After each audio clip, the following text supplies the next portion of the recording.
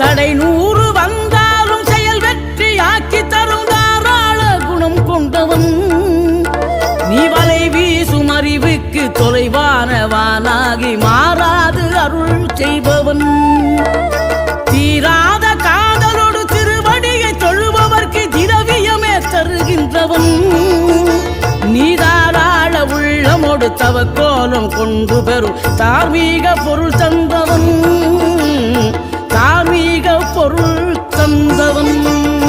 ஆறுபடை வீடும் அருள் வழங்கும் முருகா அருகே நீ ஓடோடிவா மூவிரண்டு முகம் ஜொலிக்க 2 கரங்களுடன் ஆதர